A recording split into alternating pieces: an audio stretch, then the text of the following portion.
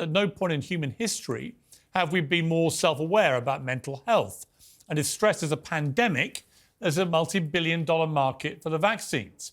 You might start your day by swallowing a Prozac before unpacking your trauma with a therapist, popping a diazepam for your workplace anxiety and winding down with meditation or wellness app in a desperate hope of getting some sleep. If you've got it, there's a product for it. We've never been more medicated, more therapized or more legitimized for confronting our feelings, and many would say quite right too. But every study is now telling us that we've also never apparently been more depressed or riddled with anxiety. Something is broken here, and the answer can't be that it's all in our minds. A new study published today said that Gen Z employees in Britain miss an average of one workday every single week due to mental health, costing the nation a rather stressful £138 billion pounds a year. And to be clear from the outset, mental illness is a deadly serious thing. Like every serious illness, it needs serious treatment. I would never question people who are clinically depressed or genuinely suicidal.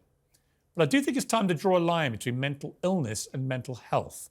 Matt Walsh, who's been on the show many times, has stirred an emotive debate about this in recent days when he tweeted that depression is one of the basic side effects of being conscious. He later said that labelling negative emotions and behaviours as diseases is exactly the problem, and precisely what the psychiatric field has done.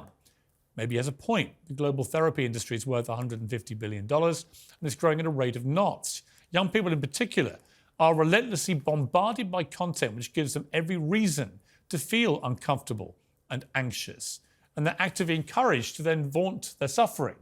Is that part of the problem? In Britain, we used to celebrate the so-called stiff upper lip. I guess that boils down to being resilient in the face of adversity. If times are tough, well, we were told to soldier on, keep pounding, find a way through. It's become more fashionable, and again, many people think this is the right way to go, to be perhaps more in touch with your trauma, to get help for it, to talk about it publicly. Criticism, though, has now become recategorised as shaming. Disagreement becomes very quickly described as hate. All confrontation is categorised as violence. Is that right? It should be no surprise that there's been a bit of a cultural fight back. Hugely influential characters like Andrew Tate, for good or bad, have encouraged their millions of followers to see depression as a man-made concept, which ironically is unbefitting of men. What do you believe about depression? Do you believe depression is a real thing? I can't become clinically depressed. Why do you know? Because I don't believe in it. I can't be haunted by a ghost if I don't believe in ghosts. Well, that's like saying I'm never going to die because I don't believe in it. It's ridiculous.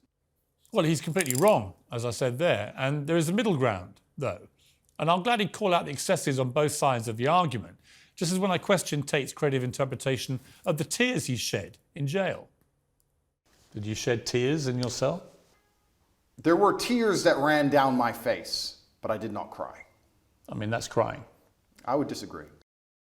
Yeah, you were crying, Andrew Tate. Maybe you're a little bit depressed as you sat in your prison cell. Nothing wrong with that. Just confront your feelings. But somewhere in his bombast, Tate maybe has a point. Podcaster Zuby struck a chord with me this week, having just returned to the UK from New York, when he posted, if you absolutely believe you will get jet lag, and that's inevitable, you will get jet lag. I don't get jet lag. Well, as someone who just flew back from New York and has jet lag, maybe I should think harder about not having jet lag. You might be right. We do talk ourselves into a lot of this stuff. And we maybe have lost sight of the idea that everyday stresses and strains are as much about our ability and will to manage them as they are about whatever is getting us down. Maybe we've forgotten how to keep calm and carry on. Maybe we should stop thinking that that's a bad thing to be frowned upon. There are a lot of people making a lot of money by telling us we're not okay.